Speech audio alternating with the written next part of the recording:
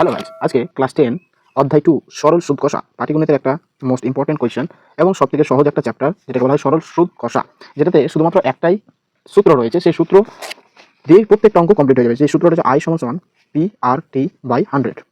এখানে বলা উচিত এখানে আইটাকে বলা হয় থেকে সরল সুদ, পিটাকে বলা হয় মূলধন বা আসল, যেটাকে বলা হয় অথবা আসল। কোনো অঙ্কের ক্ষেত্রে মূলধন বলা হবে, কোনো অঙ্কের ক্ষেত্রে আসল। আরটা হচ্ছে আমাদের বার্ষিক সুদের হার, বার্ষিক সুদের হার। আর টিটা হচ্ছে সময়। একটাই সূত্র দিয়ে এই পুরো চ্যাপ্টারটা কমপ্লিট হয়ে যাবে। আই সমান পি আর টি বাই 100। তবে চলো আমাদের বইয়ে প্রথম পেজগুলো থেকে কি শুরু করেছে দেখা যাক।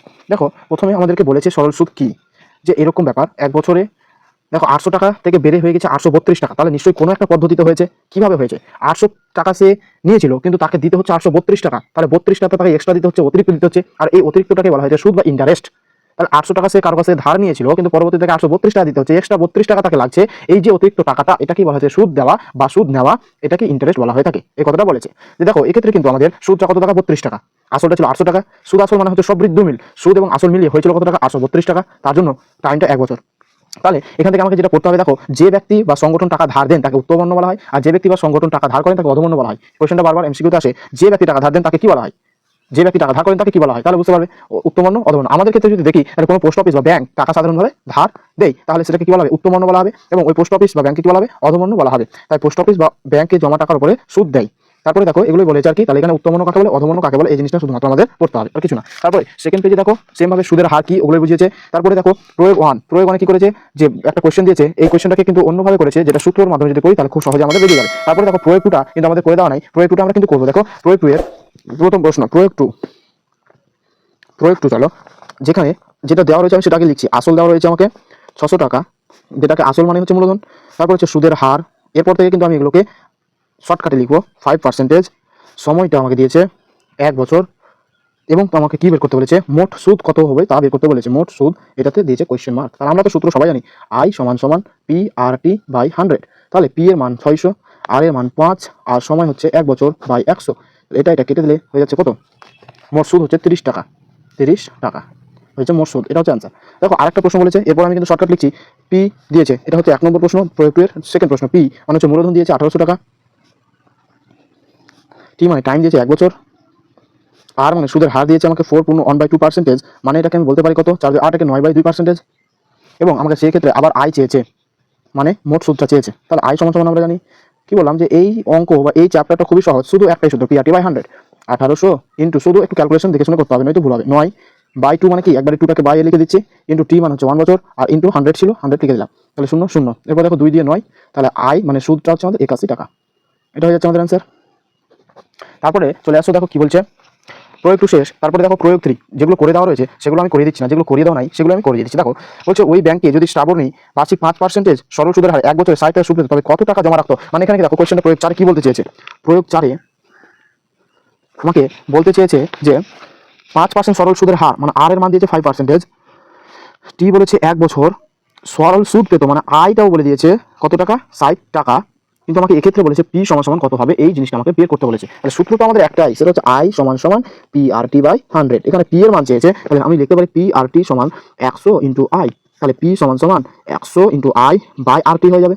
তাহলে এবার মানগুলো বসাবো। 100 ইন্টু আই এর মান দিয়েছে 60, আর এর মান দিয়েছে 5, টি এর মান 1। তাহলে কাটাটি করলে 5 কুড়ি 100, 6 2 1200। তাহলে 1200 টাকা হচ্ছে তার মূলধন। এটা হচ্ছে আমাদের অ্যান্সার। তারপরে প্রয়োগ 5ও কিন্তু আমাদের করে দেওয়া নেই। দেখো প্রয়োগ 5এও দুটো প্রশ্ন দেওয়া রয়েছে, সেম ভাবে আমাদের প্রয়োগ 5টাও কমপ্লিট করতে হবে। চলো দেখিনি প্রয়োগ নম্বর 5। প্রয়োগ 5-এর 1 নম্বরটা দেখো কি বলেছে, যে আর প্রথমে টি বলেছে 1 বছর, আর বলেছে 6%, মোট সুদ আই সমান সমান 90 টাকা দিয়েছে। তাহলে পি সমান সমান কোয়েশ্চেন মার্ক চেয়েছে। তাহলে এখন আমরা সূত্র জেনেছি, পি সমান সমান 100 ইন্টু আই বাই আর টি হবে। শুধু মান বসাবো। তাহলে 100 ইন্টু 90, আর হচ্ছে 6 ইন্টু 1, কাটাটি করতে হবে 3 দিয়ে 2, 3 3 90, 2 দিয়ে 15, তাহলে হয়ে যাচ্ছে 1500 টাকা। এটা হয়ে যাচ্ছে আমাদের অ্যান্সার 1 থেকে প্রয়োগ 4-এর 5-এর। তারপরে সেকেন্ড একটা কোয়েশ্চেন আবার সেম বলেছে, টি 1 বছর, আর সমান সমান বলেছে এখানে 3.5%, অ্যান্ড আই সমান সমান বলেছে আমাকে 59.50 টাকা। তাহলে চেয়েছে পি, পি চেয়েছে। তাহলে আমরা আবার তো জানি সূত্র, পি সমান সমান 100 into I by R T. তাহলে 100 ইন্টু আই মানে হচ্ছে 59.50 বাই আর এর মান হচ্ছে 3.5, টি এর মান হচ্ছে 1। তাহলে এবার দেখো আমাদের দশমিক যদি আমরা তুলি, তাহলে এখান থেকে দশমিক তুললে এখানে 10 হবে, দশমিক তুললে এখানে 100 হবে। এরপরে কাটাকাটি করতে হবে। এটা শূন্য এটা শূন্য এটা শূন্য এটা শূন্য কেটে গেল, থাকলো কি 100 গুণ 5 9 5 বাই 35।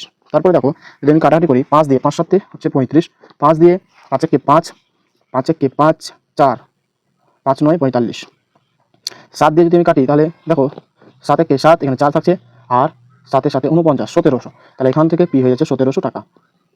এটা হলো অ্যান্সার। এটা চলে গেল আমাদের প্রয়োগ 5। তারপরে দেখো যে প্রয়োগ 6, এখানে একটা প্রশ্ন দিয়েছে এবং বলেছে তিনি মোট কত সুদ এবং সুদ আসল দেবেন হিসাব করি। তাহলে সুদ আসল মানে আমরা জানি সুদ আসলকে বলে সবৃদ্ধমূল, মানে হচ্ছে আসল প্লাস মোট সুদ কত হলো সেটাকে যোগ করতে হবে পরবর্তীতে। প্রয়োগটা করে দেওয়া হয়েছে, বোঝানো হয়েছে, আশা করি বুঝতে পেরে যাবে। আই সমান PRT/100, এখানে আমাদের সূত্রটা নিয়ে এসেছে।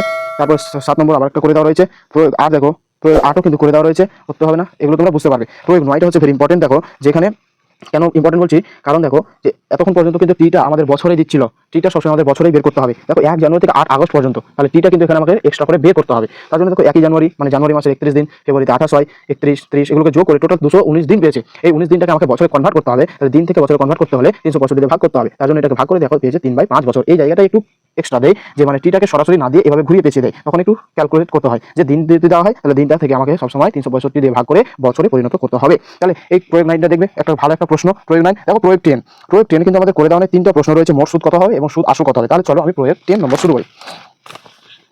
প্রয়োগ 10, এক্ষেত্রে আমাদের যেটা দেওয়া রয়েছে প্রথম প্রশ্নটার ক্ষেত্রে পি আসল দেওয়া রয়েছে 500 টাকা, টি দেওয়া রয়েছে 3 বছর, আর দেওয়া রয়েছে 6.1/4%, যেটাকে আমি ভাঙলে কি হয়ে যাবে 424/25/4%। তাহলে এক্ষেত্রে আই সমান সমান সূত্র আমরা জানি PRT/100, এটা একটা চেয়েছে। তাহলে পি এর মান তো জানি 500, আর এর মান 3, টি এর মান বসিয়ে দিলাম, এবং আর এর মান হচ্ছে 25/4 × 100 হলো। এরপর কাটাটি শূন্য, দুটো শূন্য কেটে হলো 4।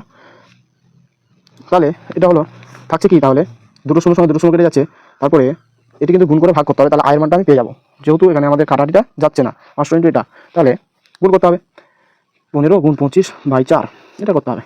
তাহলে 15 গুণ 25 করলে কত হবে, 5 5 25 5, তার হলো 2, 5 5 5 10 10 5 15, আর হাতে 17 7, 2 2 3, 375/4, 375/4, 3 7 5, 4 9 36, 4 4 16, দশমিক 0 4 2 8, 2 0 4 5 20। তার মানে আয়টা চলে আসলো আমাদের 94.25 টাকা।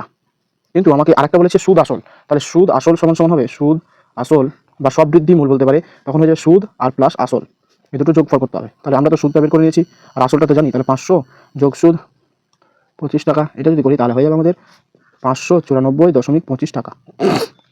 এটা হচ্ছে 1 নম্বরের অ্যান্সার। তারপরে দেখো সেকেন্ডে বলেছে পিটা বলেছে 146 টাকা, এটাতে কোনো সমস্যা নেই, কিন্তু টিটা তোমাকে বলেছে একদিন, কিন্তু সবসময় আমি বলেছি দিনটাকে বছরে কনভার্ট করতে হবে, আর তার জন্য 365 দিয়ে ভাগ করতে হবে, তাহলে 1/365 বছর হয়ে গেল। আর এর মান দিয়ে দিয়েছে 2.1/2%, যার মানে হচ্ছে 2 দিয়ে 4কে 5/2%। তাহলে আবার আমাদের আই চেয়েছে, আই সমান একবার আমি লিখছি পি আর মানে 5/2, আর টি মানে হচ্ছে 1/365/100, এটা তো আমাদের সূত্রতে ছিল যে PRT/100, 100টা কিন্তু সূত্রের, এটা ভাববে না। তারপরে দেখো কাটাকাটি করতে হবে আমাকে, 2 দিয়ে 7 3 73, 5 দিয়ে 5 7 35, 5 3 15, 73 73 কেটে যাচ্ছে, তাহলে কত হচ্ছে 1/100 টাকা। মানে এক্ষেত্রে সুদটা হচ্ছে 0.01 টাকা। কেন, এটা একদিনের জন্য, সেজন্য একদিনে বের করছি তার জন্য। তাহলে মোট সুদ কত হবে, মোট সুদ বেরিয়ে গেল, মানে আইটা বেরিয়ে গেল আমাদের 0.01 টাকা। আর সুদ আসল কত হবে, তাহলে সুদ আসল শুধুমাত্র সুদ এবং আসলটা যোগ করে নেব, অর্থাৎ 146 যোগ 0.01 টাকা, তাহলে হয়ে যাবে 146.01 টাকা। একদিন বের করছি তার জন্য এটা। তারপর চলে আসো 3 নম্বর একটা প্রশ্ন বলেছে যে পি দিয়ে দিয়েছে আমাকে, মানে আসল দিয়েছে 4565 টাকা। এক্ষেত্রে টিটা দিয়েছে কীভাবে, দেখো টিটা দিয়েছে 2 বছর 6 মাস, আর দিয়েছে আমাকে 4%। তাহলে এক্ষেত্রে দেখো 2 বছর আর মাসটাকে যদি আমি বছরে কনভার্ট করি, তাহলে 12 দিয়ে ভাগ করতে হবে, তাহলে প্লাস এটা বছর, তাহলে এটা হচ্ছে 1/2, তাহলে এটাকে ভাগ করলে হয়ে যাচ্ছে 2 দিয়ে 4কে 5/2 বছর, বুঝতে পারা গেল, এটা 5/2 বছর হয়ে গেল। এবার তাহলে আই তাহলে হয়ে যাচ্ছে, সূত্রটা লিখি PRT/100, পি 45 65, আর হচ্ছে 4, টি হচ্ছে আমাদের 5/2 × 100, তাই তো। তারপরে এবার দেখো কাটাটি কিছু না, 2 দিয়ে 2 2 4, 2 দিয়ে যদি কাটি 50, 5 দিয়ে কাটলে 10, দেখো আর কিন্তু কাটাটি করতে যাবে না, কারণ দশমিক ট্রান্সফার করা সহজ। তাহলে এটা হয়ে যাবে আমাদের অ্যান্সার, এত টাকা হয়ে যাচ্ছে মোট সুদ। কিন্তু আমাকে চেয়েছে সুদ আসল, তাও তাহলে সুদ আসল সমান হবে 45 65 প্লাস 456.5, এটি দুটোকে যোগ করতে হবে। তাহলে যোগ করো 65.0, 456.5, 5 6 আর 5 11 রেখা থাকলো 1, 4 5 11 12 2 থাকলো 1, 5 9 10 0 থাকলো 1, 5, তাহলে এটা হয়ে যাচ্ছে 5021.5 টাকা। তাহলে এটি ছিল আমাদের প্রয়োগ 10। তারপরে দেখো প্রয়োগ 11 করে দেওয়া রয়েছে, আমি কিন্তু করছি না। তারপরে দেখো প্রয়োগ 12 সেম রয়েছে, করে দেওয়া রয়েছে, কিছু করছি না। কিন্তু দেখো প্রয়োগ 13টা আমাদের কি রয়েছে, করে দেওয়া নেই। তাহলে প্রয়োগ 13টা আমাদেরকে করতে হবে, যদিও এর আগে কিন্তু একই টাইপের করেছিলাম। চলো প্রয়োগ 13 দেখো, সহজ কিছু নেই। এক্ষেত্রে তোমাকে যেটা দেওয়া রয়েছে, প্রথমে টি দেওয়া রয়েছে 4 বছর, আর রয়েছে আমাদের 4 পূর্ণ 1/2%, মানে এটা ভাঙলে 4 রেখে 9/2%। মোট সুদ মানে আয় দেওয়া রয়েছে আমাকে 72 টাকা। আর যেটা চেয়েছে সেটা হচ্ছে আমাদের আই চেয়েছে, পি চেয়েছে, পি সমান সমান কোয়েশ্চেন মার্কে চেয়েছে। তাহলে কত হবে? তাহলে কিছু সমস্যা নেই, আমরা কি জানি, আই সমান P R T by 100, P সমান সমান 100 into I by R T. তাহলে 100 ইন্টু 72 বাই, আর দেখো 9/2 ইন্টু কত হয়ে যাচ্ছে, টিটা কত, টিটা হচ্ছে 4 বছর। তাহলে দেখো 9/2 এই 2টাকে একেবারে উপরে উঠা যেত। তাহলে 100 ইন্টু 72 বাই 4 ইন্টু এটাকে করলে কত হবে, 9 ইন্টু 2, 2টাকে উপরে উঠে দিলাম, 2 2 4, 8 9 72, 2 দিয়ে 4, তাহলে হয়ে যাচ্ছে পিটা কত, 4000 টাকা। তারপর দেখো 1 নম্বর এটা ছিল। সেকেন্ড একটা বলেছে, এক্ষেত্রে কিন্তু দেখো টিটা এখানে আমাকে 1 বছর না দিয়ে 1 দিন দিয়েছে, তাহলে সেক্ষেত্রে 1/365 করতে হবে বছর করার জন্য। তারপর হচ্ছে আর দিয়েছে আমাকে 5%, আর আই দিয়েছে 1 টাকা। তাহলে সেক্ষেত্রে পি কত? তাহলে পি এর সূত্র আমরা জানি 100 into I by R P. তাহলে 100 ইন্টু 1 বাই আর এর মান 5, টি এর মান 1/365, একবারে উপরে করে দিলাম 365। এটাকে তো লিখলে 1/365 তো সেটা উপরে করে দিলাম। তারপর হচ্ছে 5 7 35, 5 3 15, তার মানে 7300 টাকা। এটা হচ্ছে আমাদের অ্যান্সার। চলো এরপরে দেখো প্রয়োগ নম্বর 14, যেটা তোমরা কিন্তু বুঝে নিতে পারবে, একটা ভালো একটা প্রশ্ন, প্রয়োগ নম্বর 14। তারপর হচ্ছে প্রয়োগ, এগুলো করে দেওয়া রয়েছে, সেজন্য আমি কিন্তু করছি না। এরপরে চলে আসো